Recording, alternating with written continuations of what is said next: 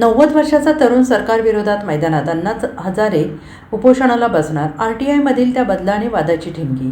माहिती अधिकार कायद्यातील बदलांविरोधात ज्येष्ठ समाजसेवक अण्णा हजारे यांनी एल्गार पुकारलेला आहे आणि हे बदल तातडीनं मागे घ्या, अन्यथा उपोषणाला बसणार असा इशारा अण्णा हजारे यांनी दिला आहे.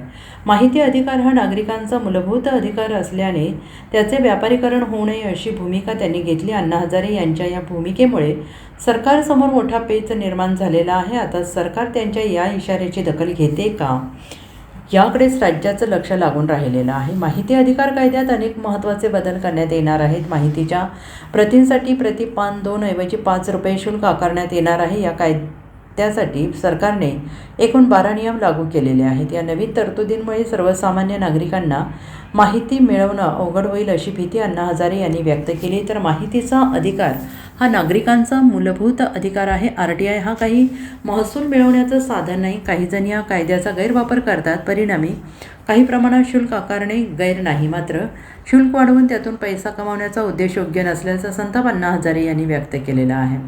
10 रुपयाच्या तिकिटाच्या ऐवजी 30 रुपये करायला लागला तर शासन पैसे कमवण्याच्या मागे लागलं असं म्हणाल.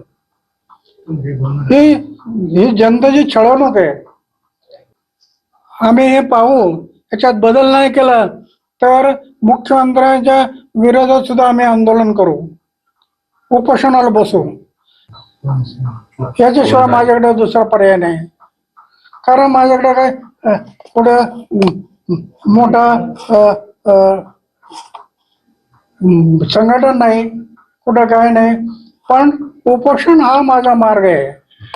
Bureau report, SPN Marathi, Sangli.